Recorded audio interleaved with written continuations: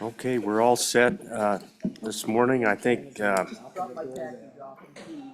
welcome everyone to Travel, Recreation, and Wildlife. We've got a couple of bills up this morning that we're looking forward to hearing about. We took up House Bill 211 engrossed, Representative Alaman. We took it up a couple of days ago and didn't quite get to the finish line with it. So let's resume on House Bill 211 engrossed. We'll dispense with the roll call this morning. We have a couple of members, representative, that will have bills in front of committees from your side. So please don't get offended if one of these guys jumps up and gets out of here. Good morning, Representative. Tell us again about House Bill 211, anything you want to get us started with, and we'll finish her up today. Thank you, Mr. Chairman. I also am supposed to be in appropriations right now, so I'm going to hurry through this. I just have a few short comments. Tuesday, I read and told you what this simple little bill is about. Today, I would like to highlight it and give just a few comments. This bill only changes that you can hunt non-licensed, non-protected wildlife from a pickup. It does not change hunting seasons or any regulations, state or federal, on licensed or protected animals. This bill only allows Wyoming citizens to go out on a Saturday or Sunday and spend an afternoon shooting prairie dogs who are destroying our rangeland and landscape. Tuesday, there was a little confusion about people thinking what they could shoot from their pickup. However, it's simple. If you had to buy a permit or if it's protected, don't shoot it from your vehicle. Don't shoot an antelope or a deer in June from your pickup or outside your pickup because it's illegal because you're out of season. Never, ever shoot a bald eagle from inside your pickup or outside your pickup. That's against federal law. This bill only gets rid of a law that I believe was never intended. However, this is sad. Several of my constituents have been faced with this problem. And the problem is a $10,000 fine and or 1 year in jail for shooting a prairie dog out the rear end of your pickup.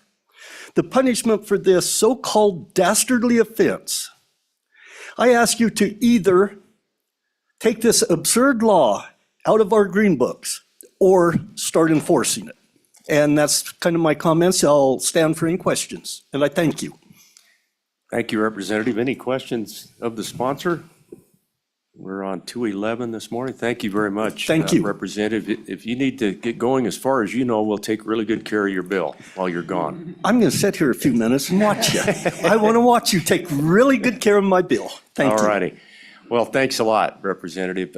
Again, sorry we had to carry this over to today. We're going to go to testimony on the bill. The department has weighed in on this already, so unless you gentlemen want to come back up, we'll just reserve you guys in case we have a question later on. Anyone want to testify on House Bill 211 engrossed? Good morning. Good morning. Mr. Chairman, Committee, Brett Moline, Wyoming Farm Bureau, is sitting in support of this bill. The good sponsor using the word absurd is probably about as, I can't add anything better to that, but sitting in support of it is pretty limited on its scope. It's pretty laid out, pretty straightforward. So with that, sitting in support, I'd take any questions you or the committee may have. Mr. Moline, thank you very much. Thank you. Appreciate you being here. Anybody have a question? Okay, thanks. Appreciate it. Further testimony on 211 this morning. Sue, it looks like we have a couple of folks online this morning that have indicated an interest in testifying on House Bill 211. Do you want to bring them in? Yep. Please. Kristen should be first. Okay.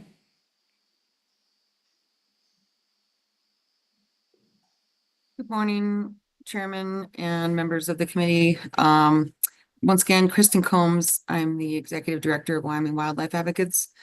I feel like I would be remiss if I wasn't speaking up for prairie dogs and marmots and other small critters that this bill kind of takes aim at. And I feel like in a situation where vehicular killing has been a pretty big topic so far in Wyoming. And it seems, the only thing that I can say that seems absurd is that we are talking about making it easier to kill things out of vehicles, and really just sort of seems like we're devaluing the lives of these animals. So I just wanted to come on and say that we stand in opposition to this bill, and if, penalties needed to be smaller, that would be one thing, but it seems like this would open a door for shooting a lot more animals out of vehicles, and we should be heading in the opposite direction.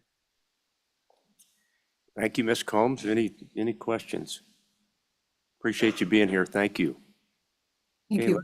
Let's move on through. Sue, thank you.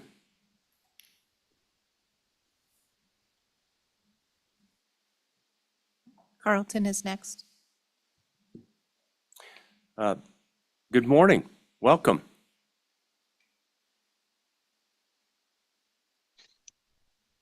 Good morning. How are you guys? Everyone's doing well here. Good Good. morning. Just wanted to introduce myself. My name's Carlton Tyre. I reached out to Representative Alamand about this bill as far as issues with the current state statute. I've watched over multiple days of the House and Senate floor sessions, and almost daily you guys bring up the topic of unintended consequences. And the previous state statute has a fair amount of those. As far as the current state statute goes, the only thing that can be shot from vehicle, whether it be a wheeled vehicle or any motor propelled vehicle, is predators or predaceous birds. So what that seems to do is it puts a lot of practices by the public, ranchers, and outfitters actually currently in our state at risk. And as I use the simplest example was prairie dogs. So it's a common practice in the state of Wyoming, and heck, other places as well, to shoot prairie dogs from a vehicle of some sort, whether that's from shooting over your flatbed of your pickup or off the top of your side-by-side or four-wheeler, whatever it may be, especially by landowners and ranchers. After 23 years of doing this, I had found out that I was in violation of the law and was a criminal for doing so. Another situation that I'd like to bring up is ranchers and landowners that poison prairie dogs tend to have a hopper dispenser on their four-wheeler or side-by-side. So that use of the poison in itself isn't illegal, but the way the current statute reads, the sheer fact that they're dispensing it from a wheeled vehicle to kill prairie dogs would technically be in violation of the current statute. The commission on Tuesday mentioned a couple of things, and I kind of wanted to hit on those. They mentioned a learning curve about what wildlife you could or couldn't shoot from a vehicle. Let's just say for the list of predators, for example, at some point in time, people had to look up that list as well. The proposed bill appears to be pretty cut and dry on that, what you can and can't shoot as far as out of your vehicle, etc. He brought up the chance of shooting your vehicle. It's just as likely to happen while out target shooting, and it's perfectly legal to do that. It's also not required to be reported if you were to shoot your vehicle, because it's not illegal if I shot my own personal property in the middle of nowhere.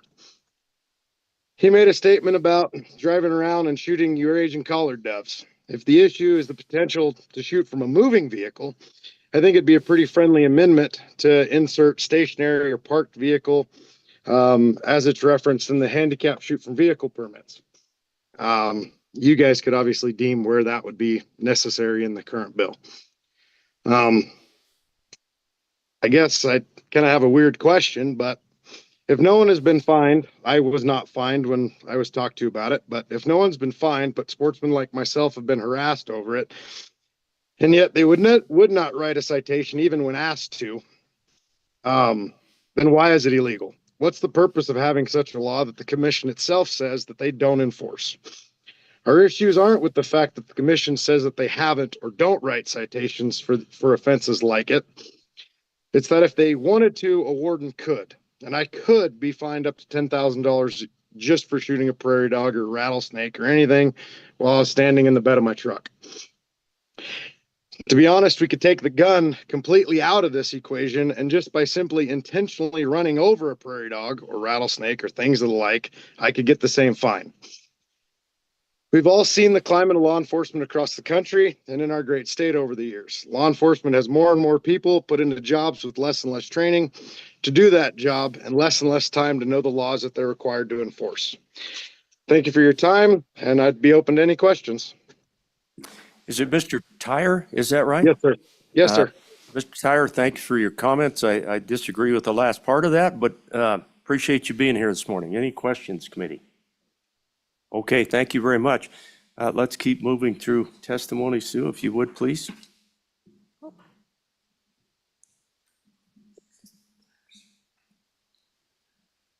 He was a panelist, but I knock him off.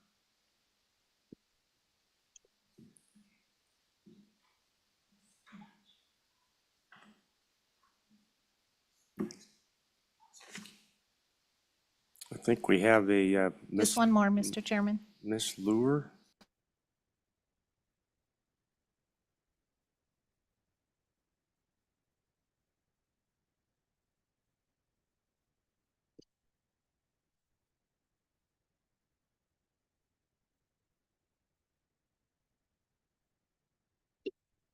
Good to go?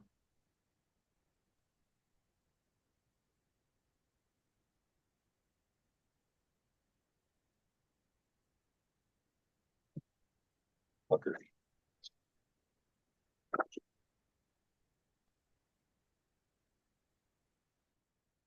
Good morning, am I good to go?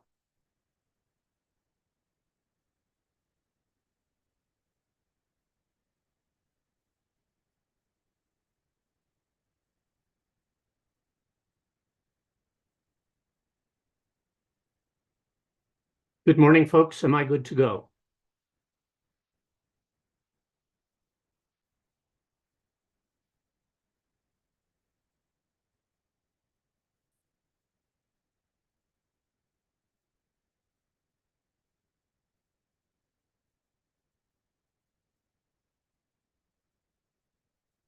Good morning, folks, am I good to go? You're all set, Mr. O'Toole. We've had trouble getting unmuted on this end of things, so sorry about that. You're all set. Good morning. I'm glad it's not me. Good morning, Chairman Landon and members of the committee. My name is Dr. Donald O'Toole. I am a retired veterinary pathologist and I live in Laramie. House Bill 211 is predicated on the notion that shooting prairie dogs for fun from trucks is normal behavior. I am now, as you can probably tell, an elderly guy. I'm now 71 years old, and I'm old enough to know that it is generally impossible to change people's minds about a culturally embedded practice. Misting prairie dogs is one such practice. Killing for fun, not for food, is not a normal behavior, not even for teenage boys. Then again, I am surrounded by Wyoming adults who do it. We just heard from one. I used to know a UW professor who lived near me and for fun or due to boredom, shot prairie dogs from his front deck in the morning after coffee. An intelligent man, a very good researcher, he's still alive, I think, and not a psychopath, but his behavior was psychopathic. And I've wondered how this stuff becomes normalized. I don't have numbers for Wyoming, but a study in South Dakota a few years ago estimated that recreational hunters killed 1.2 million prairie dogs a year in that state. The numbers in Wyoming are probably comparable. I gave you an estimate because to many biologists, black-tailed prairie dogs are a keystone species or close to it. They do not destroy range. Dan Smith is our new chief of wildlife, and he spoke to the bill on Tuesday. He seems like a nice enough fellow. In the words of a press release on his promotion, his job was stated to be managing Wyoming's diverse and charismatic fauna. And Dan used the word harvest when he spoke to you about killing prairie dogs for fun. There's several verbs for it, but I don't think harvest is the right word. Let's call it target practice, using some of our diverse and charismatic fauna.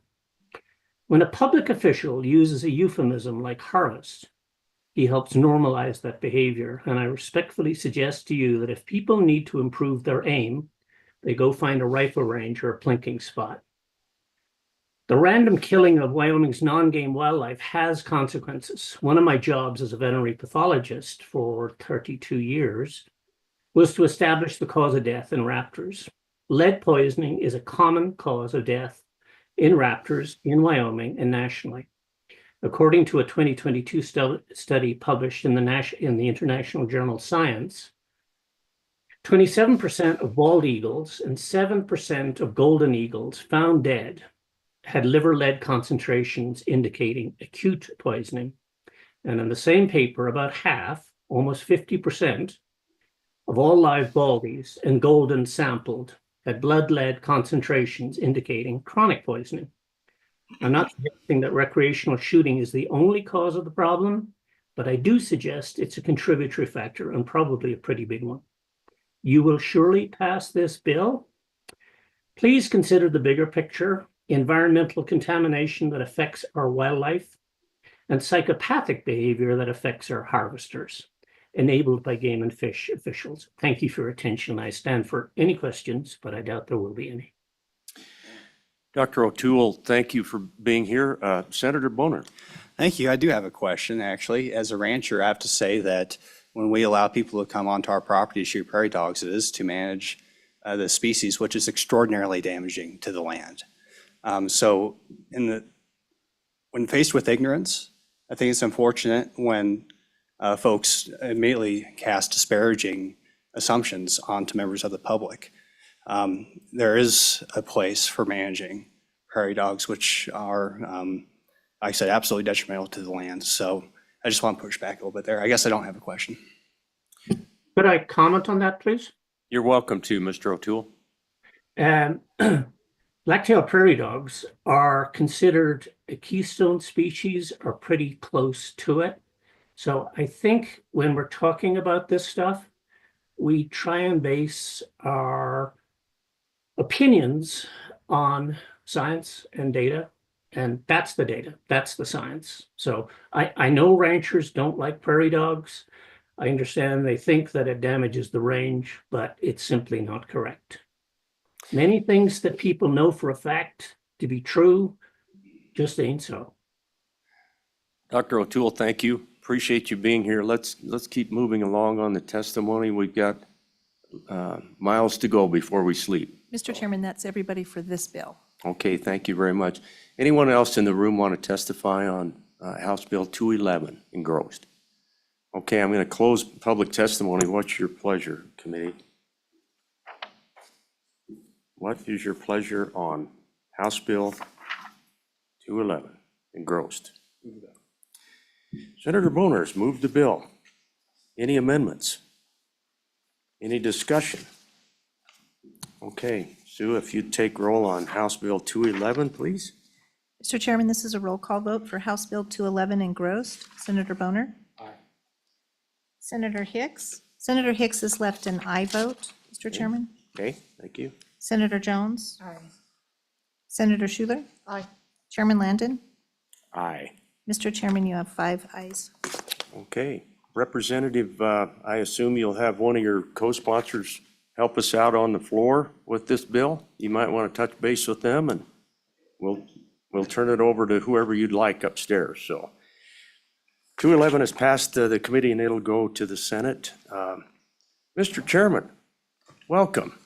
Come forward. We want to visit with you this morning about House Bill 275. Thank you, Mr. Chairman. I swear you guys were missing me, so I thought I'd come back for a little more. You're always welcome, Mr. Chairman. If I may start on House Bill 275, I'd be happy to explain it to to your great committee, and then I'm sure we'll have some comments from folks in the room. We're anxious to hear about it. Representatives, to take it away, and we look forward to the discussion as well. Certainly worth noting a few great co-sponsors on the Senate side up there at the top. But today I bring you House Bill 275, Treatment of Animals. I'm going to go through the bill quite quickly. I know that this bill has certainly garnered a fair amount of attention as it came through the House, and did have a couple of pretty, I think, important amendments to keep it moving. See on page 2 is definitions. If you have it in front of you on page 3, I think it's worth highlighting lines 1 through 9, the misdemeanor offense section. This was something that got brought in on the House side, certainly talking to agency, talking to folks, talking to co-sponsors, and talking to our favorable attorneys. There's a lot of pushback on jumping to the immediate felony, although I do think that it deserves a discussion. I recognize that due to other wildlife offenses, this is probably the best way to go. Carrying on, if you get down to page 3, line 21, I think we really get to the important part of the bill. Many parts of this bill are important, but I'm going to go ahead and read this line. Knowingly and with intent to cause death or undue suffering, beats with cruelty, tortures, torments, or mutilates an animal. And now, I want to highlight that because those are hard lines. Those are hard words to say publicly, and that's what we're addressing right now. That's what this bill addresses, knowingly and with intent to. Been a lot of discussion about, well, what happens if I shoot a cow elk and it wasn't the best shot and it runs away and I chase it for hours. Well, you didn't knowingly torture or beat to death that cow elk. You were a sportsman. You were trying hard. You were trying to harvest your animal with a clean kill. Carrying on,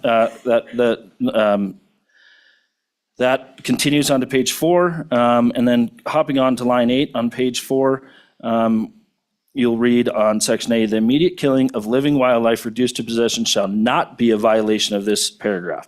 So that what we're getting at there and what the intent and what the statute does, if passed, reads that shall not be a violation of the paragraph. So that means if you're attempting to immediately harvest your animal, you're clear on this. It's really, the trapping community had concerns of this early on. Page 4, lines 12 through 18, certainly, in my opinion, and certainly the drafters, clears that up.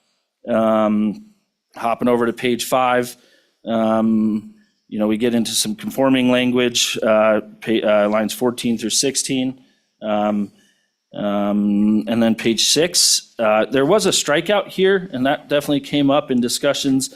After talking to the department, this isn't currently happening. This is cleanup language, if you will, that was discovered in the drafting of this, and that it strikes out. And I don't want to go too far into it because I think it's conforming. It's found in other, but currently there is no way to report this stuff to the Department of Ag. Doesn't currently exist in that situation. So hopping over to page 6, you read, provided that any predatory animal or predaceous bird reduced to possession shall be promptly killed or released, subject to subsection of this section. Once again, we go back to that knowingly and with intent to cause undue suffering on page 6, lines 8 and 9. And then some conforming language as we get over to page 7, as well as page 8. And then there's a lot of verbiage and info on page 9, but that just adds the different sections that's created. Now, one thing that was discussed in House testimony, not only when we were in committee, but also when we got up to the floor is, how does this look for our law enforcement? The folks that are so important to our wildlife industry, to our sportsmen. And ultimately, we had some testimony from our good sheriffs around the state saying, hey, we're out there a lot, along with our game wardens, and there's a little bit of a drafting error that got addressed on the House side, but we certainly can see this happening sometimes, and we'd love to have have the ability to enforce this as well. With that drafting error, we brought Game and Fish back in so the law enforcement can address this, and with that, Chairman, certainly happy to stand for questions. I think that this bill, unfortunately, due to an incident that happened, and this subject has garnered a lot of attention and is a black eye in Wyoming. And I think that it's time that we pass this out of the Senate and move on with our lives. Well, Mr. Chairman, thank you. Very well done on the bill, and following it through the amendments and a little bit when we had a chance to kind of listen what was going on the other side. You did a great job of getting it to this point. I too think this is one of the more important bills of the session. It's important for our state. So, committee, any questions of the sponsor? Senator Boner. Thank you, Mr. Chairman. Looking at the definition of wildlife, looks like you have some exceptions, amphibians, crustaceans, fish, reptiles. Is there a reason why those are exempted? Well, thank you, Chairman, Senator Boner. Yeah, the grip and grin came up, and certainly the thought of if I'm lucky enough to catch one of those trophy fishes, hold it up. Am I torturing the wildlife as I squeeze it? Now, ultimately, I'll give my fellow fishermen credit. We are beginning to have people treat fish much more kindly, and the science of pulling fish out of the water, taking a photo and getting them back in the water is not always great for the fish, especially in our climate and especially with our warmer water we're seeing these days. So that's where a lot of that comes from. Certainly, some of this is beyond where I went with the bill, and some of these are animals I've never seen or been involved with. So there's intent there, and I think obviously important to have that in there. And but beyond that, no, I think that a lot of that comes from, and that was part of our amendments on the House side.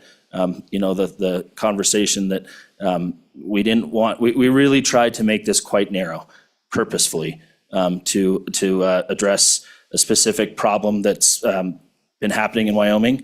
And it's not something we're proud of, and it's not something that should continue. Mr. Chairman. Follow up, go ahead. So you also have amphibians in there. Are otters considered amphibians? Mr. ahead, Chairman, I Mr. Chairman. respectfully decline answering that question. But I appreciate the good senator who helped me with that bill and brought a very good amendment. Senator can't Bonner, seem any to other avoid it. follow-up? All righty, thank you very much. Well, we'll take a hard look at the bottom of page 2, Mr. Chairman. Go ahead, Senator Schuler. Thank you, Mr. Chairman. I guess my question, we passed a bill similar to this, but the idea was to try to get the time to, I guess, make sure that the crime was taken care of in a fair and equitable manner. If you look at page 3, when you talk about penalties, you said you had quite a bit of discussion on, apparently you started out with the felony, it ends up being a misdemeanor. Do you feel like the folks in Wyoming will feel like this is the right way to go with what you've got in terms of the fine and also the 6 months potentially in jail? Mr. Chairman, Senator Schuler, that is a very good question. And I think that as you asked it, it made me reflect, and it hurts knowing that that people could do something like this and be convicted of a felony. I mean, these are terrible acts that have happened and that without this bill may continue to happen. So I think the data out there certainly supports, I know the data out there certainly supports a heavy hand here. I think it's going to be a policy decision as it gets through this committee hopefully and up onto the floor of what the appetite for that is. But you bring up a very good point, and there was testimony on the other side that if it's your dog and you do this, if it's your domesticated pet, it's a felony. But why are we treating our wildlife that we so dearly treasure differently? And I think that's a question that people have to reflect on, and senators are going to have to reflect on as potential amendments come or don't. But certainly, it's worth noting that yes, the people of Wyoming, and there's some great data out there, support the felony first offense. Another thing I did add in there personally, as we kind of got working on this with some kind of last minute amendments, is the licensing situation. So, we added in there a subsection that says that the warden or the judge, I believe the judge in this case, could, if they want, suspend your licenses. And when we talked about that in our interim TRW topic, and you were involved in it, Senator Schuler, and there's a lot of folks out there that the fines matter, the misdemeanor matters, but really what gets to the heart of this is losing this privilege that we so dearly value in Wyoming. And I think that's a really strong statement in there, and certainly worth noting because it's that gets to the heart of what sportsmen care about. And I think that the discussion to change the fences around would certainly be welcome, but I want this piece of legislation to get through and get onto the books so we can address what we spent so much time in the interim talking about. And hats off to the different folks that worked that. There was a lot of resources put into working that House bill, but ultimately this is the direction our House side decided to go, and certainly appreciate your favorable consideration. Chairman, thanks for that. Well stated. This bill has a lot of foundation that came out of a couple of years of work. we're going to talk to the department a little bit about that suspension of licenses, and you're right, that's a pretty significant part of the punishment that we've got in this bill. So any other questions of the sponsor? Go ahead, Senator Boner. Thank you, Mr. Chairman. And thinking a little bit more about this challenge that we have before us, it seems like part of the most egregious element of what happened with, the one incident that led to this bill was the, kind of the capricious nature of it all. They're out recreating, they're not, really doing anything productive, right? And then they go out and do something that's just reprehensible. And so I was wondering, we exempted out, it looks like the fishing folks who fish from this bill. Would you consider a way to exempt our ag producers as well? Would that be a friendly concept? Go ahead. Mr. Chairman, Senator Boner, appreciate that. I'll default to the folks in the room that are represent the ag industries. I think it certainly, as drafted, does not adversely influence or affect ag producers. Certainly welcome a discussion there. But, right now, the point is knowingly and with intent to cause these terrible, and you and I, Senator Boner, had a discussion about this. I believe our good folks in agriculture aren't doing this, aren't doing this with bad intent. They're doing it to help, preserve their livelihood and harvesting predators that may be chasing their animals around. So I don't see an issue there personally. I see where you're going with that, but I think it's addressed in the bill as it's currently drafted, and I would welcome some comments from our folks in agriculture that I think will comment on this bill that we've been working very closely with as we've drafted this. Yeah, thank you, Mr. Chairman. I know you have. Any other questions of the sponsor? Hope you can stick around, Representative, for a little while. We're going to go to some testimony. We'd love to have the department come up, visit with us about House Bill 275, treatment of animals. Welcome to both of you. A couple of chiefs with us. Good morning, Mr. Good morning. Chairman. Good morning. Good morning, Mr. Chairman and members of the committee. I'm Doug Brimmeyer, Deputy Director with Wyoming Game Fish Department, and today Chief Game Warden Dan Smith joins me to talk through this bill.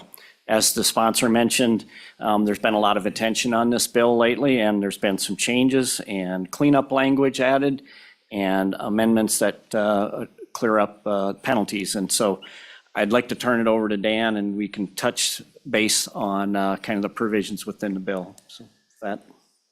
Chief, good morning. Take it away.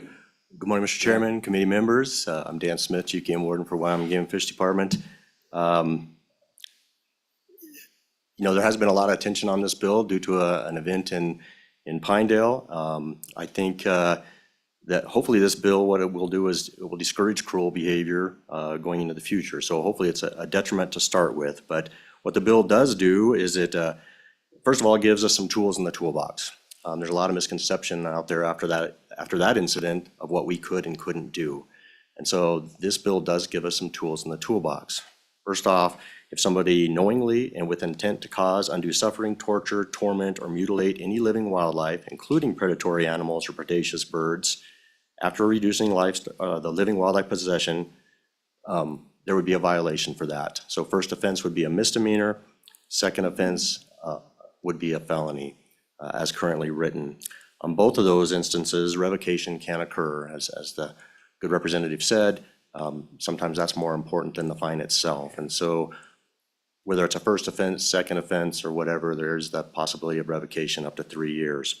It also gives Game and Fish specifically, if somebody injures or incapacitates a predatory animal or a predaceous bird, speaking specifically to predators, if they do that using a vehicle and don't immediately kill it afterward, that's a high misdemeanor enforceable by Game and Fish in Title 23. And if they do that to a predator and it doesn't involve a vehicle, where they're intentionally injuring but not killing the animal, then it's a low misdemeanor punishable. So it puts 3 tools in our toolbox that we didn't have going back. I did want to address quickly, there is that strikeout language that Representative Byron brought up, and that is just cleanup. We used to have damage wardens 20 plus years ago, and they did file a report because they specifically did damage. We don't have that position anymore, and so we don't have anything to report. And so it is just cleanup, but whether you leave it in or leave it out, it doesn't change how we're doing things. So with that, I would stand for questions. So Chief, on the penalty phase, how would that work on the revocation of a license, for example? Is that something that you would recommend to the judge and the judge would execute that? Or talk us through how that piece of the penalty for Mr. such a Chairman. violation? Go ahead. Mr. Chairman, so that is upon conviction, a judge then would have the authority based on the statute to revoke. It refers specifically, I don't have it in front of me, but that statute says up to 3 years. So it would allow a judge up to 3 years of revocation. Senator Schuler had a question, and then back to Senator Jones. Thank you, Mr. Chairman. Chief, I know you're not a lawyer. Well, I don't think you're a lawyer, but we always say this when we start to ask a question about the courts. But do you think the language at the bottom of page 3, where we talk about knowingly and with an intent to cause death or undue suffering, do you think that's going to be difficult to prove in court? How will the courts look at that? Mr. Chairman? Chief, there's the hot potato right there. It's the hot potato, and I am not a lawyer. So I will give it my best shot at that. I think it's one of those things that when it's very egregious, you're going to know it. It has to be knowingly, it has to be with intent, and it has to be with the intent to torture or cause suffering. And so all three of those elements have to play into place. And it's one of those things that it is going to be hard to prove, but in really egregious situations, it's going to be obvious, and it's not going to be hard to articulate that to a judge. And then I think, you have to use some discretion in the field when you're doing that. There's been all kinds of examples of things that it could be, holding up a fish. I know I got it moved out, but I don't think that raises to that level of knowingly with intent to cause torture. So I think we can obviously see what it isn't, and we can obviously see what it is. Of course, there's going to be a lot of gray area in between. Follow up. Senator Jones? Mr. Chairman, Chief, I was just wondering about the licenses. That could be all licenses, right? Any licenses that this person would hold or could apply for? Go ahead. Mr. Chairman, Senator Jones, yes. So if they are revoked in Wyoming, we're also a member of the Violator Compact states, so they would also be revoked in 48 of the other 50 states in the United States. Thank you for that answer, because that was going to be one of my next questions is exactly that. So this is not just in the state of Wyoming. You can have license privileges taken away elsewhere. Senator Boner. Thank you, Mr. Chairman. I'd just like a little bit of background on the current state of the law, especially since we're basing this bill on one unfortunate incident. In that case, could you just walk me through what the fine was, what the options were for, charging that individual? I seem to remember it was a very low fine, and that's part of the issue. But just want to know, are there other tools you have available under the current law, other than a very low fine, jail time, that sort of thing? Just walk us through the way that event, in particular event, played out under current statute. That'd be really helpful for me. Okay, Chief, go ahead. Mr. Chairman, Senator Boner. So that's the hot potato question right there. So we actually didn't have any tools in our toolbox to address that. So it was a predatory animal, which we don't actively manage. We don't regulate how they're harvested or what's done to them. And so that made it very difficult to us. What the tool we did have was that you can't, in that specific case, you can't possess a wolf. And so that was the violation that we were able to use. Unfortunately, that was the only tool in our toolbox at that time. Go ahead. Follow up, and I was specifically about the penalty. I remember watching the select committee on this, and there seemed to be, you end up going with a fine, but it seemed like there's some sort of option for jail time as well. Please, let's be specific about the penalties. What were the options available? Which option did the department choose? Go ahead, Chief. Mr. Chairman, Senator Jones, the options always are to write a citation and set a bond amount, or you must appear somebody in court, and then the judge can use his range of of authority to cite what a low misdemeanor is, which is up to $1,000, and I believe 6 months in jail. So a judge does have that discretion. Go ahead, Senator Bonner. And so just to be clear, but the department is, it's the game warden's decision as to whether they go before the judge or not. Is that correct? Mr. Chairman? Go ahead, Chief. Yeah. Most citations are set up to be bondable so that you can cite them and release them. There is the option, yes, of citing them into court, must appearing them, and having them stand before a judge. Just to be clear, Mr. Chairman, in this situation, that option was not, you didn't choose that option. Mr. Chairman? Chief, go ahead. Yeah, I wasn't the officer involved in that, but no, that it does not appear that option was chosen. Okay, thank you. Senator Schuler.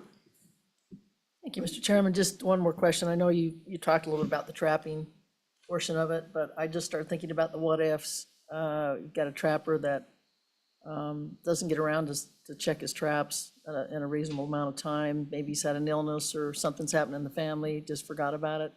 You know, a deer gets caught up there. Again, I'm thinking about the knowingly and with intent to cause. Would your game wardens have enough latitude that they would be able to deal with that? I mean, I trust that they would, but where they didn't knowingly maybe have an illness or a death in the family or something like that, didn't get back to their traps, how would that be handled, just out of curiosity? Chief. Mr. Chairman, Senator Schuler, I believe in the bill, it excludes a trapper from having to check their tracks. But I think we already have statutes in place. We already have statutes and regulations in place that if you're not checking your traps in a timely manner based on regulation, there's already a violation for that. And so it'd be cited under that violation.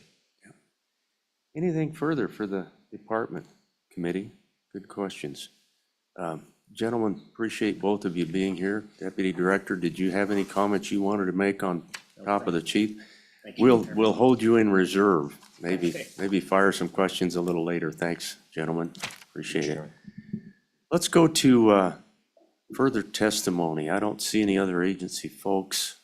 Let's go to testimony on House Bill 275. Who would like to visit with us about House Bill 275? Please come forward.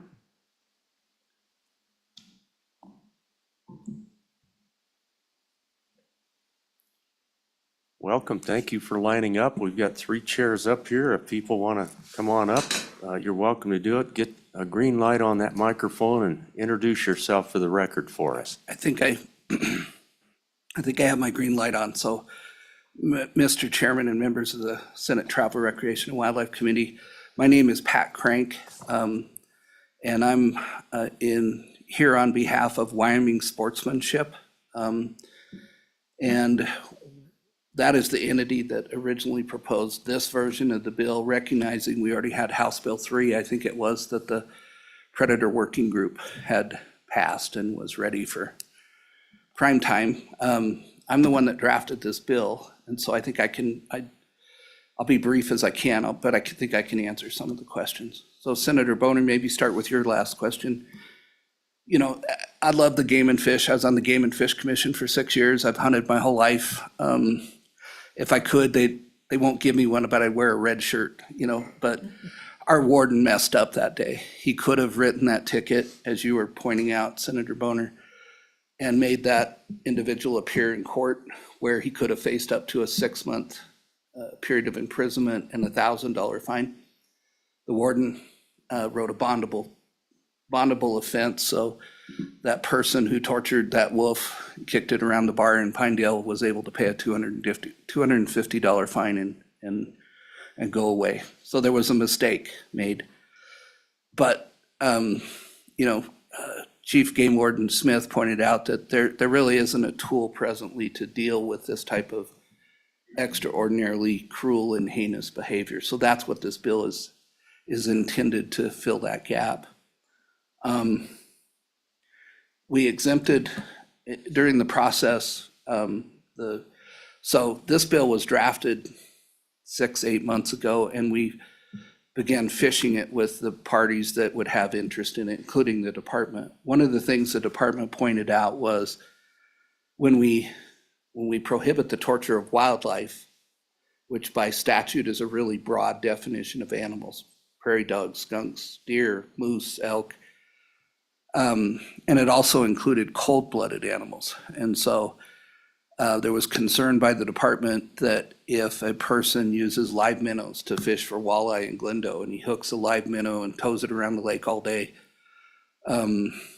that might be, someone might look at that and say that's torture of wildlife. So we deliberately exempted cold-blooded animals, and that's why that exemption is there on page 2, or wherever it is. The other thing that was raised, back when I was in high school biology, we used to dissect live frogs. You pith them, I think is the name, and their heart continues to beat, and you dissect them and you can see their cardiovascular system, and we didn't want to have an unforeseen consequence that someone gets excited about doing those. So that's the reason for the exemption of cold-blooded animals. Senator Schuler, you asked a very good question about how hard is it to prove a specific intent crime. It's harder to prove a specific intent crime than it is a general intent crime. But before I served as Attorney General for several years, I was a state and federal prosecutor for about 18 years, let's say. And prosecutors prove specific intent crimes all the time. And probably the best example is first-degree murder. If you act with specific intent to kill another human being, you can be convicted of first-degree murder. And prosecutors prove intent by looking at all the surrounding circumstances. I mean, as humans, we can't look in someone's head and see exactly what's going through their brain when they pull the trigger and kill their spouse or another human being.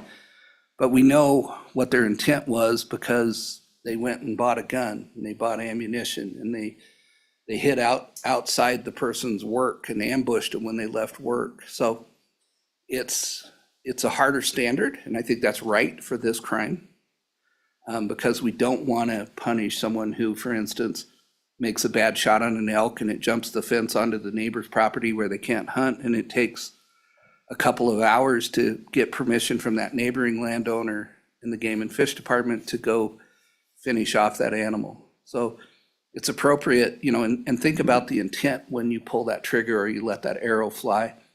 Your intent is to kill that animal as quickly and efficiently and as humanely as possible. But so we deliberately wrote that specific intent provision into the statute to make sure there weren't unforeseen accidental violations of this law, and people that had no intent to torture an animal were prosecuted. And that specific intent provision also exists.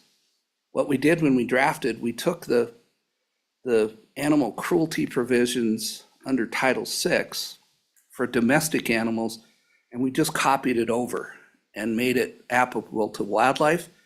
And we put it both in Title VI and we put it in Title 23. So it was clear that certified peace officers could prosecute this under Title VI if they wanted to and if it was appropriate. But we also wanted to make sure our wardens had absolute jurisdictional authority to prosecute this. When you think about prosecution by our wardens, there's a lot of discretion that goes in that I think we have to have comfort that our amazing public servants like game wardens and sheriff's deputies are going to act appropriately and exercise appropriate discretion. But that discretion starts, for instance, at the warden level, and then it's reviewed by people like Dan Smith and Doug Brynmeyer and Angie Bruce. And then it's reviewed by a prosecutor who's a elected public servant, and he decides whether to bring charges or not. And then ultimately it's reviewed by a judge, and if it's appropriate, it goes forward. And ultimately, the greatest thing about our criminal justice system is reviewed by a jury. So if by some chance a warden did some kind of crazy thing and wrote someone a ticket for torturing a frog, I don't think that would get very far. And so I hope you have comfort in those public servants doing what's right. Senator Boner, when I drafted this bill, I very deliberately, and I think it does a good job of protecting predator management practices practiced by our agricultural community. I don't know how you could do it via amendment any better, but you know, this bill very explicitly says everything our ag producers are currently doing is authorized and not illegal under this new statute. I don't know, is Mr. McGagnon here yet? Okay. Mr. McGagnon is gonna rue the day he did this, but he told me this morning he had 2 or 3 other committees and that I could represent on his behalf that the Wyoming Stock Growers Association supports the passage of this bill as currently written. He handed that baton to you? He did, and I told him he's gonna, you know, he's gonna rue the day that he ever gave Pat Crank authority to Yeah. talk on his behalf. Tell him we really took care of the stock growers. this morning. We gave this bill to the stock growers early on, and we've worked, and, you know, it was Jim McGagnon who was the primary push to make the first offense a misdemeanor. And I will tell you on behalf of Wyoming Sportsmanship, you know, we are perfectly fine with that amendment and support that amendment. We don't want you to go look at making it a felony on the first offense. We think the penalty is in the current engrossed bill is appropriate. It's hard for me to envision how someone could accidentally violate the statute when you think about, you know, have to knowingly act with the intent to cause undue suffering and then beat, torture, maim.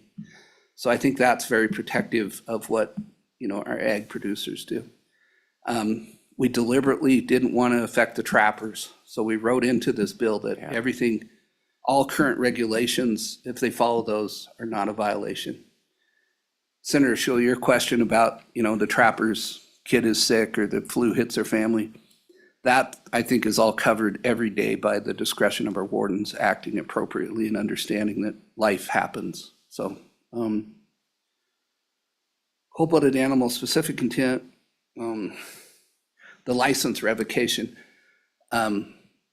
depending, you know, if this would have remained a felony on the first offense, current statutes allow the discretionary removal of all licenses in Wyoming up to, and the other states via the compact, up to 6 years. Chairman Byron ran an amendment to make it 3 years. So we've adjusted that to make it a little less onerous than might happen under current statutes. And on behalf of Wyoming Sportsmanship, we are fine with that amendment and that change. It is discretionary. You know, the warden could recommend that to the prosecutor could recommend it to the judge. But ultimately, the decision whether to revoke hunting privileges in Wyoming is up to the judge. And you'll see in this bill that it's written as a may, you know, the court may revoke those hunting privileges. So with that, if I haven't answered your questions, I'd be happy to answer any questions you may have, but I sure appreciate your consideration of this bill. And I agree with you, Chairman Landon, this is a really important bill. Yeah. This isn't about all the emails we got. It isn't about PETA raising hell about how we treat wildlife. This is about, this person gave us a horrible black eye. He gave ag producers a horrible black eye. You don't operate this way, nor does the stock growers, nor do the wool growers. I mean, if they have to kill something, they kill it quickly, efficiently, and humanely. Sportsmen do that. And so that's why this is so important, is that we say, this is not Wyoming. This is not what we're about. Mr. Crank, thank you for all your work on this bill. When I first saw it, I immediately was proud to be the Senate sponsor of this legislation, and so all of that. But also, thanks for everything you've done for Wyoming. I'm not sure everybody understands how many hours you put in on commissions and boards and, you know, as you said, in the legal profession. So it's great to see you. Thanks for, we may have to ask a question later on, so I hope you can stick around for a little bit. I will hang around, Chairman Landon, and thank you for your kind comments. It's been my honor. Yeah, thank you, Mr. Crank. Appreciate it. Okay. Oh, Senator Boner. Yeah, just one little follow-up. I just want to say, I think looking through the bill, you have, you know, described all the, you know, ways that maybe an ag producer would use snares, traps to protect their livestock. I think that language is very good, to be clear. But I'm just still curious why we took that method with ag producers, but then with other industries like, you know, fishing industry, we just exempted them out. Can you just go a little bit more in detail why the two different methodologies of, you know, I guess, making sure the bill is narrowly tailored? Thank you. Go ahead, Mr. Chairman Landon and Senator Boner. I love Andrew Byron, and he's an amazing guy, and he's a great sponsor, but when I wrote that amendment and said that Wyoming sportsmanship would be great with exempting cold-blooded animals, I wasn't thinking about taking fish pictures. I was thinking about comments from the department that sometimes people fish with live bait, and then I remembered my biology class and that dissecting a frog might be in violation of this statute. So that's why those cold-blooded animals were exempted out. And that's really the only exemption. Wildlife's really broad. But I believe that the other language in the bill that basically said, for instance, snowmobiles are a big issue. There was an amendment attempted in the House that I hope you reject if it's attempted today or on the Senate floor. But, if you run a coyote with a snowmobile and you run it over and it's disabled, it's so exhausted it can't flee, or it's so injured it can't flee. The only addition we make on our ag producers if they're doing that is that they quickly kill it. They don't duct tape it, and they don't take it to their house, and they don't take it to the bar and kick it around and do the kind of heinous stuff that we saw that this bill addresses. So that was really the exemption. Was cold-blooded animals are a little bit different. We fish with live minnows, we dissect live frogs, and maybe we didn't want someone to be punished for that type of behavior, because that occurs every day. Follow up? No. Okay, all right. Good deal. Thank you, Mr. Crank.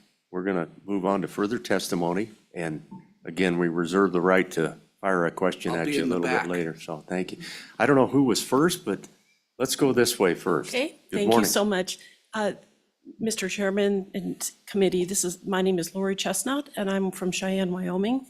And I'm afraid I'm going to be the negative naysayer here in this committee today, at least here in this room probably.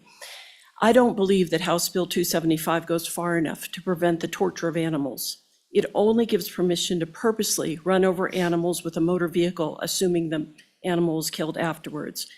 Chasing an animal with a machine until the animal is exhausted and wounded is torture. That process is torture.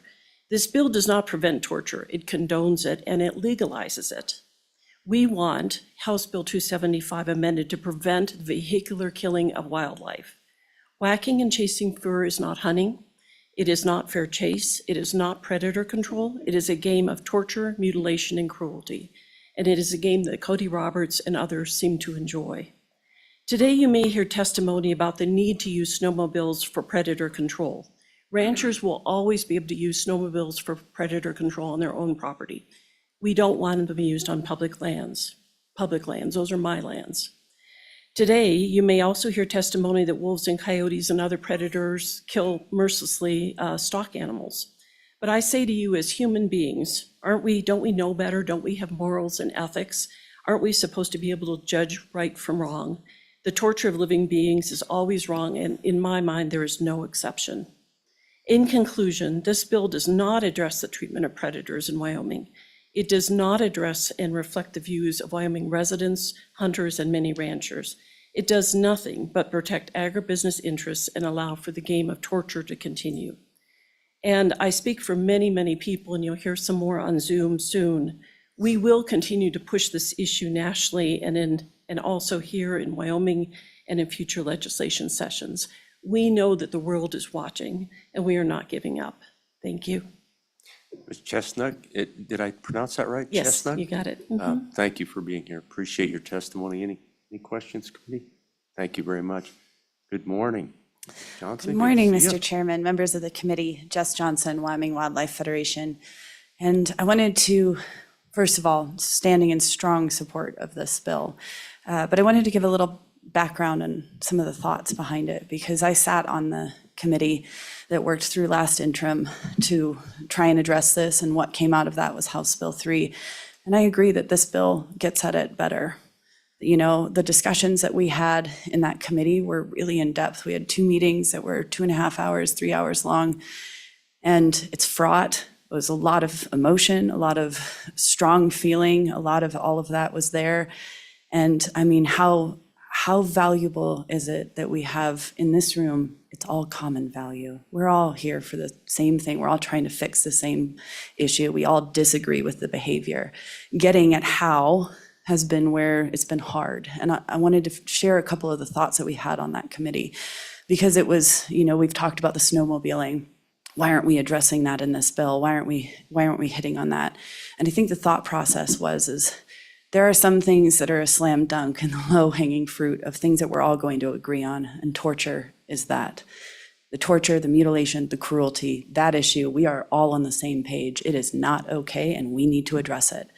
And then there's sort of the snowmobiling discussion, which I think is a fair one to have and one that we should probably have in years to come.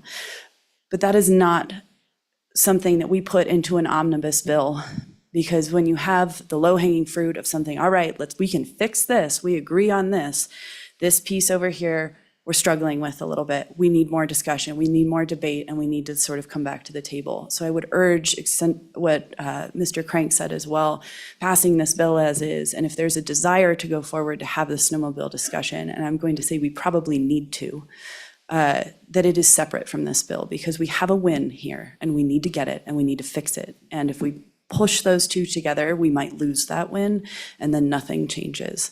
And that is sort of the worst option on the table for me. So I would say, as this bill is written, there's been a ton of work and a ton of effort to put it out as is. And the reason being is that we need this fixed. We need it to pass. And we're looking at how we get this win before we move on to something else that's going to be a little more controversial. And we have to admit that. It is going to be more controversial to talk about the snowmobile. The other part that I would say that I think is just amazing, and I want to reiterate again, is that, we're saying that this incident is not Wyoming, but you know what? The response and the people coming together and the fixing of it, that is Wyoming. And I'm very proud that this bill is here and in front of you, and it has made it through the House and got 3 more votes on the floor, but I'm feeling pretty good about it. So thank you all for your work and your attention and your kindness around this. Thank you, Ms. Johnson, appreciate it. And thanks for acknowledging the work that came before this in the previous interim. A lot of effort by members of the committee. Any questions? Thanks for being here, appreciate it. Morning, gentlemen. I'm not sure which one of you guys goes first here, but we look forward to both. So let's go to the Mr. Chairman, looks sheriffs like and he's chiefs. pointing at me. So my name is Alan Thompson. I'm the Executive Director of WASCOP, the Wyoming Association of Sheriffs and Chiefs of Police. We had the opportunity to review this bill as a group before the session. It's had some changes. I guess where we're at right now is the concept of the bill hasn't changed since pre-session. Our membership supports this step in the right direction, and the concurrent jurisdiction is a really important facet that I think has been well addressed in the bill. So this gives our sheriff's offices and game and fish that concurrent jurisdiction on the matter. So the most expeditious means possible, we can investigate these cases and don't have to call another agency or, flop the case back and forth. Either entity can take action on it and move forward. So I'd be happy to answer any questions if you have any, Mr. Chairman. Any questions, committee? Mr. Thompson, do you know specifically in the bill where that change was made? My understanding was it was made on the House side to make sure that we include, it's not like you don't cooperate often with our game wardens, for example, but can you point to that specifically what we're talking about that pulled you into this? Yep. Yeah. Mr. Chairman, we actually had the primary jurisdiction, and Gotcha. then the amendment pulled game and fish into it. So their jurisdiction is limited by statute, usually to 23, and this put that language basically in both 6 and 23, and that's where that concurrent jurisdiction comes from. Thank you for clarifying that. Appreciate it. Okay, thank you, Mr. Thompson. Thanks for being here. Good morning. Liam, good to see you. Good morning, Mr. Chairman, members of the committee. Bill Novotny here on behalf of the Wyoming Outfitters and Guides Association, and we are here to share our strong support for this bill. We commend the work of the House TRW chairman on putting forward a common sense bill that involved all of stakeholders and took in a wide array of opinions on how to solve this issue on what was a heinous situation. And so we would hope you would resist the urge to amend this as it moves forward, and let's get this bill across the finish line into the governor. Thank you, Mr. Chairman. Mr. Demotte, appreciate it. Any questions for the outfitters and guides? Appreciate you. Good morning. Good morning, Mr. Chairman. My name is Linda Burt, and I'm representing Wyoming Untrapped and the Wyoming Coalition for Animal Protection. And we are agreeing with Ms. Chestnut's comments in terms of this not meeting the actual and specific problem. And it was mentioned that there is a specific problem that is happening in Wyoming, and it became very clear what happened in Daniel. And everyone I know shares that feeling that that was a horrendous incident and not something we ever want to see in Wyoming again. However, I believe that this particular bill unfortunately does not reach the issue because it doesn't address snowmobiling. And snowmobiling is the torture. And that is the problem, and that is the issue that we are going to continue to face in this state over and over again as we see this happening. The other thing I do want to address just briefly is the fact of Senator Schuler's question in terms of how do we prove this in court. And one of my first thoughts when I read this bill was, you know, the only thing this bill actually would cover is what happened in Daniel. And it addresses that very well. It addresses the situation where we have evidence, we have witnesses, we have physical evidence of this happening, and we have pictures and we have video. All of those things happened. In the case where someone is torturing an animal out in Wyoming, and we've all been out in Wyoming where we haven't seen other people or just our buddies are with us or our friends, those incidences are not going to be provable, and they are not going to be prosecuted because they cannot be prosecuted, because we will not have the evidence, and because those people that are with the other people in this situation are not going to provide evidence like what happened in Daniel. And we all hope that we never see that, and we never have to use this law to prove something like this. But that intent issue is very difficult to prove, and it's certainly not like a situation where you have a murder and you have a body and you have witnesses and you have circumstances all around that intent.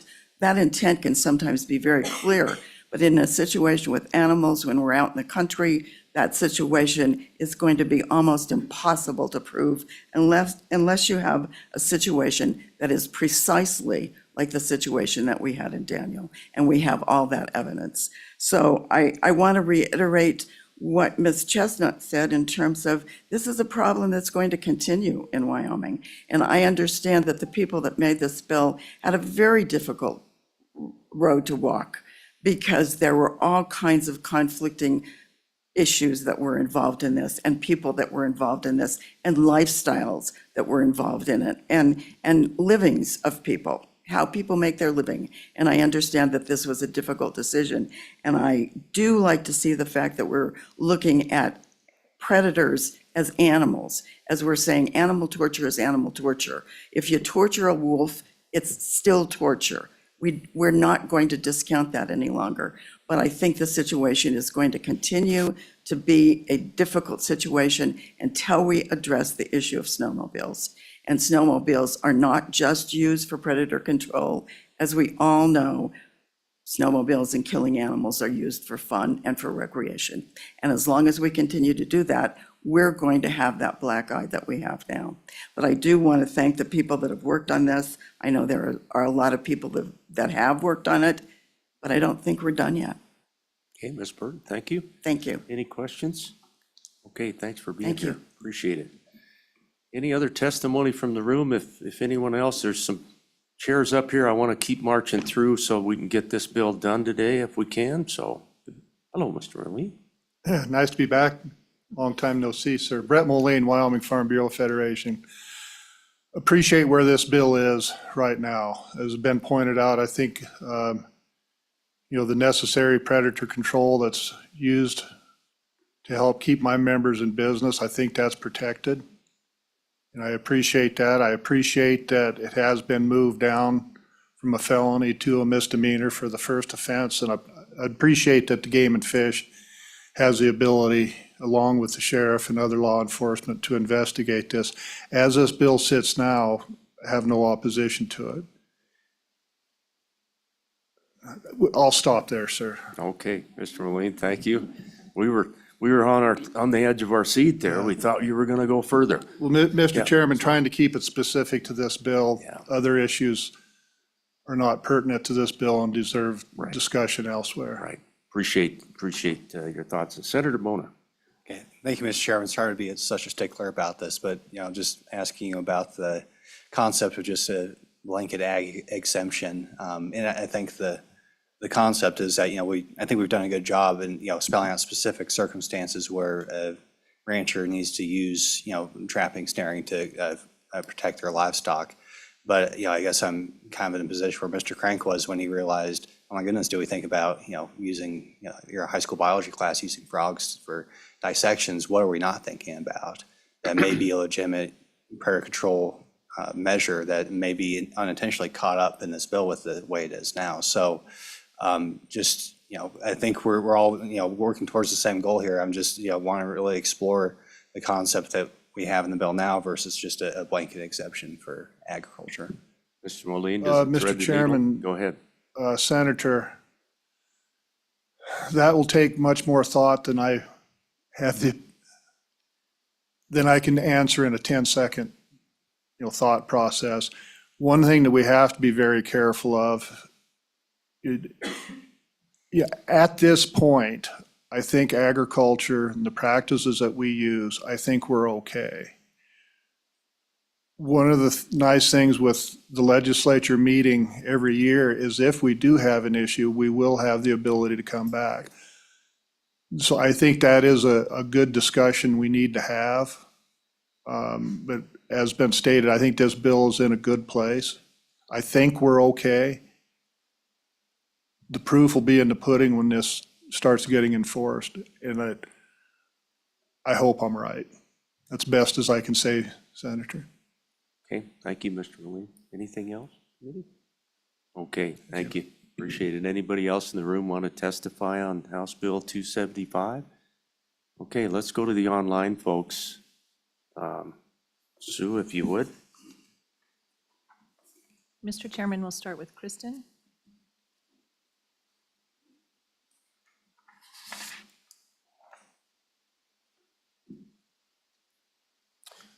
Good morning, Ms. Cohen. Welcome back. Good morning, Chairman Landon and committee members. Thank you again for letting me speak today. I think that I want to echo what Mrs. Burt said and Mrs. Chestnut said about there have been 2 polls that have been done in Wyoming, and they have shown that the act of using a vehicle to run over and pursue an animal is considered torture by the people of Wyoming. And we have this bill that is dealing with torture of an animal, of a predator, but it's leaving out this entire other part that is considered torture. And the people of Wyoming agree that using a vehicle to kill an animal is not an acceptable method. So looking back to see, this committee and the joint House committee have met multiple times, and we still haven't really taken the initiative to figure out exactly how to add in that piece that is torture into this bill about torture. And that is just something that I'm trying to wrap my head around the fact that just keeps getting put to the side of like, well, it's too difficult to deal with. It's too much for this, particular situation. But we're talking about like the very basic level of torture, of having an animal suffer on purpose. And it seems like if there's ever a time to add that into a bill and make that a law, now is the time. I'm not sure what we're waiting for or why that's such a controversial topic. It shouldn't be. The people of Wyoming think it's torture, and we're at the point where we need to add that into the bill. And if we don't, I'm I personally hear from people every single day about this, and people are watching Wyoming and waiting for Wyoming to do the right thing. And just encourage you to think about that as you move this bill forward, and really, take the opportunity to think that there is something you can do about torture right now, right here today. So we do stand in favor of this bill, but a simple amendment to add vehicular killing would go a long way to help truly fix this problem. Okay, thank you, Ms. Combs. Appreciate it. Any questions? Okay, let's keep going, Sue. If we could, we've got several lined up this morning to provide testimony. We want to take it all. So, good morning. Welcome. Hi. Ms. Osnos, is it? Yeah, thank you very much. I appreciate the time. Go ahead. Yeah, thank you. And thank you to the chairman and also to all the committee members. I am certainly appreciative of all the effort that you've done. And I am also saying the same basic thing that Kristen just said, which is I'm kind of horrified that the one thing that can't be discussed or decided upon is the use of snowmobiles as a way to kill animals. And it's kind of what the Wyoming Untrapped woman stated too. I mean, the guy in Daniel, we know, we saw it, we've read about it, it went around the world, it's horrifying. But how many times is this going to happen where that's not the case? And so the idea that we want to make sure you can run it over and you can watch it, and if you don't kill it right away, that's a problem. Well, guess what? If no one else is there, they're going to still do it. So I really do believe that, and I know this because I actually conducted a letter writing campaign across the state of Wyoming, how much really great feedback I got and support for the fact that hunting is totally acceptable. What's not acceptable is torture. And so it just really does break my heart that this bill, which I sort of want to say with the veterinarian earlier with Bill 211, I know it's going to pass. And I guess I'm in support of it in this moment, but I'm just sorry to think that it's going to take that many more years to get snowmobiles to be part of it. So I thank you and I appreciate your time, and I'm glad to be able to speak about this. But just recognize that as far as the rest of the world is concerned, the idea of using a snowmobile to chase after a coyote or a wolf, I mean, how is that considered sportsmanlike? I mean, that's just ridiculous. It's like, no. But anyway, but thank you. Thank you for your time. And I really do appreciate, I wish that the right thing could be done here, which is to also include, prohibit vehicular killing. So thank you very much. Thank you, Any Ms. questions? Osnos. Yeah, appreciate it. Yep. Thank you very much. For those coming to testify this morning, let's try to be quick and to the point. And if it's already been stated, you can certainly say that, but I don't need people to go over the same thing. We've got too many folks who want to testify and not enough time. So we will cut testimony off at about 20 minutes to 10 so that we can work this bill and hopefully get it out this morning. So good morning. Welcome. Good morning. Can you hear me, Mr. Chairman? We can. Can you? Okay. Can you take it away? And like I said, let's be quick and to the point if you could. Yes, I will. I'll do my best. I'm Laurie Brown. I'm a 32-year resident of Wyoming. I'm a registered nurse as well as a nurse practitioner of 40 years. I testified in Riverton to the Game and Fish Commission last spring after the torture and ultimate death of our young wolf mowed down on public land, which we all know about, by snowmobile just down the road by Cody Roberts, down the road from where I live. As we all know, this animal was terrified, tortured, and abused, not to mention paraded, mocked in community and the local bar, ultimately taken out back and finished off. House Bill 275 allows more of such deranged treachery. And forgive me, Mr. Crank, you've worked so hard. This is my take. This treachery to be permitted on both public and private land, with the exception that after a joyride, the animal will be killed. This bill needs to be amended promptly. Wyoming must know what a black eye and embarrassment it is to itself to allow any version of vehicular torture to be legally permitted on our ground toward our wildlife. I have both worked in cattle and shepherded in predator country in the Bighorns. I know that coexistence with predators is not always easy, but never ever does it warrant a subhuman, abusive, and hateful management strategy, nor a recreational pastime. The idea that animals of any kind could be legally mowed down in our state, or any state for that matter, is unthinkable. Look at what we are choosing to teach our children. There's a local scheduled coyote derby this weekend, 2 days for shooting and torturing song dogs, scheduled down the road from Daniel in Marbleton, Wyoming. Interestingly, it occurred on nearly the anniversary. It will occur on nearly the anniversary of Cody Roberts' escapade with our wolf in that region. If we don't stop this ignorant, barbaric, and unconscionable behavior against our Wyoming creatures, then we deserve more than a black eye, but an enormous drop in our tourism profits from an aware and awake human collective, both national and international, who are refusing to spend a dime in Wyoming. I do appreciate your time and your hard work. Thank you. Thank you for your testimony. Any questions, committee? Okay, let's keep going, and I will again say to those who are going to testify, we don't have a lot of time this morning. I would ask that you please get to the point quickly. We've got about 10 more people who want to testify on this bill. So let's be polite. Speaking. Want to follow. Good morning. Hello. Yeah, I'm Keith Nelson. Mr. Nelson, welcome. Hi, Mr. Chairman and committee. I'd like to just point out a few things. I guess I'm on board with what the previous folks who are asking to extend this bill into covering torture a little better and eliminating, in my mind, the use of motor vehicles to run over animals. And we all agree that this is a black eye on Wyoming. And quite frankly, I'm just tired of trying to explain to friends and visitors who live in this state and other folks in the US and my friends around the world that it's legal to kill an animal with a motorized vehicle.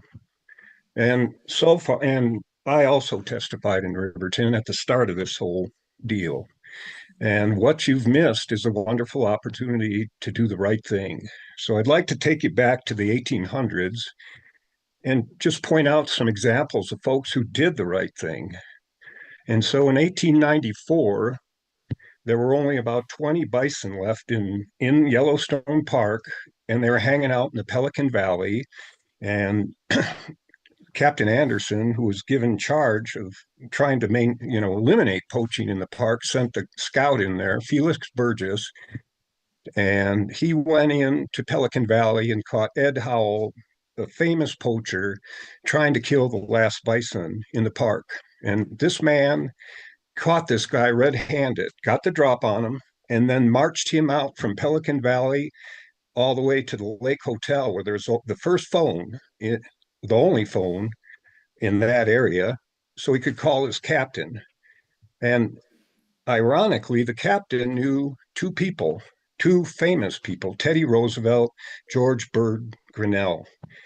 And out of that relationship, within less than 6 months, they had the Lacey Act, which allowed and changed the dynamic of protecting animals in the US. These folks did the right thing. And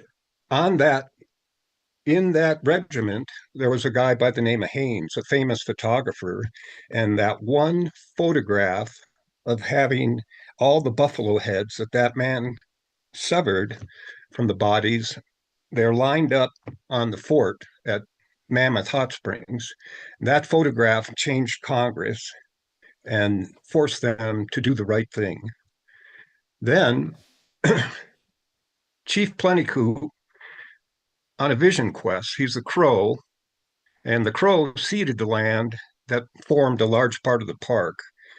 And in his vision quest as the 11-year-old, he saw bison coming out of the ground and then going back in the ground. And then in his dream, and he's in the Crazy Mountains in Montana, hanging out on the top of a mountain, doing his vision quest. And what he saw after that was a huge windstorm came and knocked down all the forest, only one tree standing. And he Mr. took that- Nelson, I've got to ask a favor. You really do need to get to your point this morning. That's the point. Do the right thing. These guys did the right thing.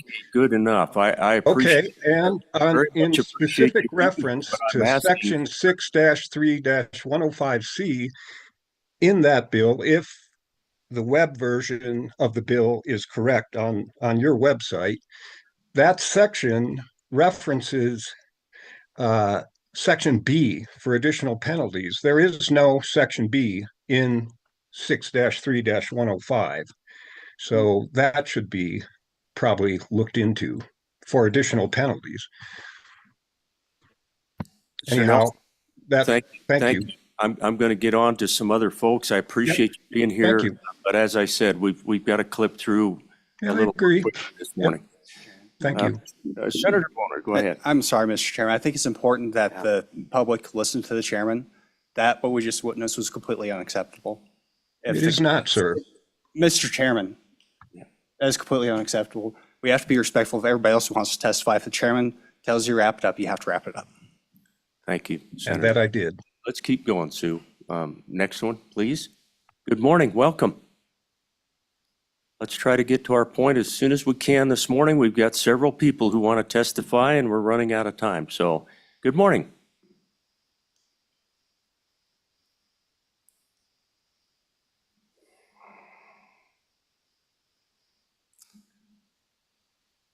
Ms. Lure, is it?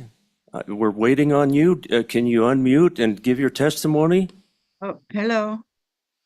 Good morning. Am I muted? The floor is yours. We can hear. Okay, thanks. Thank you. Chairman Landon, members of the committee, thank you for hearing me. Like the rest of the world, I've followed this for the last 11 months, and I'm pretty disappointed that the people working on this have spent this much taxpayer money and so much time trying to solve this problem, and this bill doesn't solve the problem. The penalties are good, but you still think running down wildlife with motorized vehicles is fine. But it's not okay. It's not acceptable behavior, no matter how you try to frame it. If this was your dog that somebody ran over with a snowmobile, would that be okay? Would you not have some feeling for what your dog went through? Would you feel any better if the person said he killed it as quickly as possible after reducing it to possession? Managing confirmed livestock loss due to predators is understandable, but killing predators with no confirmed connection to livestock loss, that is killing just for the fun of it and then receiving payment for it, is unacceptable. I feel this bill falls short of providing the anti-cruelty option that we were shooting for. So I'm opposed to this as is until vehicular killing is out of it. Thank you. Thank you, Ms. Lure. Appreciate you being here. Any questions? Okay, let's keep going, Sue, if we could. Good morning. Welcome. Good morning, Elise Heisman with the Wyoming Game Wardens Association. Thank you for the chance to speak. It's been some time before we've been in front of you, Mr. Chairman and members of the committee. I would like to reiterate that we are a nonprofit representing current and retired wildlife officers, and we are not officially linked with the agency itself. We are in support of House Bill 275 as it is currently written. When game wardens teach hunter education courses, we spend a significant amount of time on the ethics and morals behind hunting. We think this is a crucial piece to be teaching respect, and specifically we teach respect for the very animal to be hunted. This bill as currently written is something we appreciate to allow for another tool to address people who do not respect our wildlife resources that we dedicate our careers towards. Thank you, Mr. Chairman and Senators, for what this bill stands currently. Ms. Heisman, is it? Yes, sir. Thank you for being here. Appreciate your testimony. Committee, anything for the Wyoming Game Wardens Association? Okay, thank you very much, Elise. Appreciate it. Let's keep moving. Good morning. Welcome. And I believe it's Ms. Ravner. Is that right? Thank you. Yes, my name is Kelly Ravner. Thank you, Mr. Chairman and committee members. I'm from Pinedale, and first I'd like to thank all the people who worked throughout the summer on this bill. I think it's great that it's made it this far. However, I do think this bill could be improved. I grew up in Sublette County, and my father was one of the first people here to begin riding snowmobiles and also among the first to start whacking coyotes. The man in Daniel and his friends took their cues from my father and his buddies, throughout the previous decades.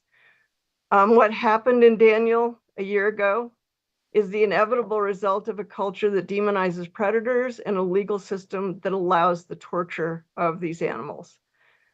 I've been told so many times that the Daniel incident was an isolated and rare occurrence, and I know from more than 50 years of personal experience that is not true. I've been told that most Wyoming residents and the majority of hunters are appalled by what happened, so let's make our laws reflect that. The Daniel incident started with whacking, so I would like to see this bill amended to ban whacking. I realize that, a total ban on whacking is a tough ask in Wyoming. So at minimum, I hope this committee would consider some of the language that was put forward in HB 331, which, of course, that bill didn't go forward yet. Maybe another try, but I would like to see language from that bill included in this bill. So, which puts limits on whacking. Thank you very much. I do appreciate your efforts on this. Mr. Abner, thank you for your testimony. A lot of good things have come out of Pinedale, Wyoming. I'll tell you that. So that's my hometown. So it's good to hear from you. Yeah. Let's keep going. I think we have one or two more who want to Mr. testify. Chairman, that's everybody. That is it. Okay. Once again, anyone in the room want to testify on House Bill 275? Anyone else want to come forward? Mr. Chairman, do you want to come back and finish up, take us to the barn on this one? And then we'll work the bill. How about Thank you, that? Mr. Chairman. And, out of respect for everyone's time, I think it was mentioned on the House side, and after hearing that, some of that moving testimony, what happened in our neck of the woods in Western Wyoming is not a reflection of sportsmen. It wasn't hunting. It is not what our sportsman culture supports. And I think that's worth recognizing and noting as you guys begin to work this bill. And as much as it might have been an isolated incident, this bill addresses the very problem that happened, and certainly appreciate everyone's support, and look forward to working it with you. Mr. Chairman, thank you. Any questions of the sponsor? Okay, I'm going to close public testimony. Committee, what's your pleasure on this bill? Move the bill. Okay, moved by Senator Schuler. Discussion. Welcome back, Senator Hicks. I hope you got through that House committee with all of our fine Senate work. Any discussion? I just have a couple of things, committee. I'm fully aware of the fact that this bill could go a lot further. A lot of our bills in the legislature can go further, but I think this is a great step. It's an important one. It's one I'm proud to represent. This is gonna give us an opportunity up in the Senate, if we pass it out of this committee, to express who we are and how we grew up, what our heritage is, what we expect out of each other. And that alone, committee, I think, will serve as a reminder in all other circumstances that have been alluded to this morning, that there are expectations there. So I think it's going to benefit beyond what is stated in this bill. I think it's a great start. I know this committee, and I know that we'll continue to work issues like this, move it further. We'll always want to protect our people out there. I grew up around our ranches and ag producers, cowboy in early life, and this, what we've talked about, the incidents that drove this bill, that doesn't represent our stock growers either. And I think they're anxious to make this statement along with us. So, Senator Schuler. Thank you, Mr. Chairman. Just want to, again, thank those people that worked with the Predator Group, in the interim, trying to come to some conclusions. I really think House Bill 3 got it completely right, but it was a step in the right direction. I think this bill is actually just another step in the right direction. I like most of it that's in there. Actually, I like the change in the penalties. I really do think that taking this to a misdemeanor instead of a felony on a first offense was a good move from the House. I don't always give the House a lot of credit, but on that particular one, they did good. I think we still need to probably have some more conversation, maybe something in the interim, or we can still talk about the issues with the snowmobiles. I mean, it's such a tough balance between our ag people, being able to deal with predators, and so many tools have been taken away from them over the years to be able to deal with predators. So I don't know what the answer is, but again, I'd just like to see us keep the conversation going and see if we can still do better on both sides. So that's my thought. Thank you, Senator. Senator Boner. Yeah, thank you, Mr. Chairman. Full support of the bill. I think it's been worked very thoughtfully. I imagine this conversation will continue, and I think, that we've described the challenges very aptly in that. I still think, one of the distinguishing factors perhaps moving forward is, I hate to even call it recreation, but the carelessness, the capricious nature of the incident in question that was not tied to any sort of, attempt to protect livestock or to manage a predator, is simply kind of a joyride. And so I think that's a concept that needs to be further developed as we continue to address these sorts of issues, and maybe some other ones with trapping laws, for example. I appreciate all the work that's gone on in the bill. Look forward to supporting it. Yeah, thank you, Senator. We look forward to working with the Game and Fish and all of our constituent groups going forward.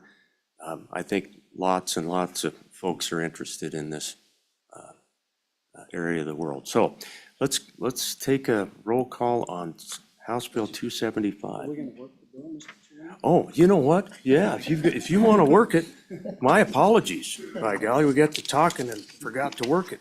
So let's go to the bill committee. Senator Hicks, do you have anything specific, or do you want to go page by page, committee? Mr. Chairman, I'm duly concerned with page 5 when we get into that the court may revoke any license under Title 23 or suspend a person's privilege to purchase or receive any other license as specified in Title 23.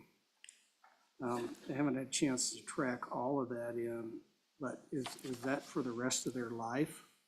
Is that now become under the Interstate Violator Compact? Does that lose their hunting and fishing privileges in the other 50 states of the United States? I think this is a little step, just a little too far for me to start saying the court gets to decide this without any guidance for the court. Senator, we did have quite a discussion on that this morning, and went pretty in depth. But Chief, do you want to come up real quick, and if you don't mind, and just kind of reiterate? The bill indicates 3 years now. And yes, that would involve the compact, but Chief, do you want to address Senator Hicks's concerns for me? Mr. Chairman, Senator Hicks, I'll try to. So I believe it refers, if you're looking at page 3, it refers to a statute where revocation occurs in Title 23, and then what the section it refers to has revocation up to 3 years in there, and it would apply to the Interstate Violator Compact. So it would be a revocation in all 48 of the 50 states. I believe it's 48 at this time, but it would be a 3-year period. And that could occur on the first offense or any subsequent offense, but it would be decided by the court. And it's the language, I believe, Senator, says the judge may. The judge may, so go ahead. So I understand that. So is there any other case in Game and Fish statutes for a misdemeanor violation that is now under the jurisdiction of the Interstate Violators Compact? Or misdemeanor violations? Mr. Chairman? Yes, so Senator Hicks, with the exception of 2 penalties that are felonies, all violations are misdemeanors in Title 23, high misdemeanor or low misdemeanor, and those all are available for revocation. I'd have to read that exact statute, but yes, there are other cases that are revocated in the state. Are they? Okay, go ahead, Mr. Chairman, Senator. if I may, are they first instances or are they multiples as contemplated in the bill? It can be first instance, and again, it's decided by the court, by the judge. All right, thank you. Okay, thank you, Chief. Appreciate that. Senator Hicks, you good on that front? Well, I got my question answered. Yeah, I guess that's what I should say. Okay, so, committee, that takes us up and through 2 and 3, on over to page 5 is where Senator Hicks referenced. I like the language on page 4, the immediate killing of living wildlife reduced to possession shall not be a violation of this paragraph. You know, we exempt out our trappers. It feels like we take good care of our stock growers and ag producers. And this is, you know, on page 6, no person shall knowingly with the intent to cause undue suffering, etc. We went through that language this morning on testimony. Anything else? Is there anything else? Are you ready for the question?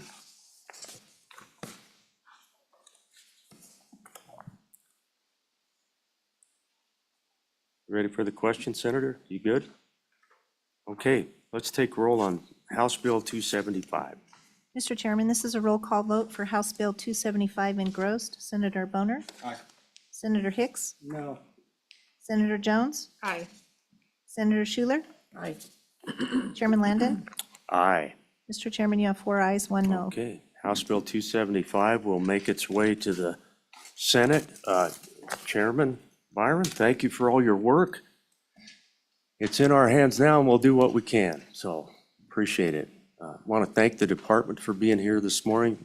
Director Bruce, we never did get to you on this one, but welcome. Thank you for being here. Everyone else, all the constituent groups, Mr. Magagna, we missed you earlier, but Mr. Crank took really good care of you, so. Yeah, it certainly was. I tell you what, I'm amazed, but it all seemed to go fine, and by all means, stay in touch with us as the bill moves forward. You know, it's a work in progress, so. Mr. Crank, thank you again for all your work.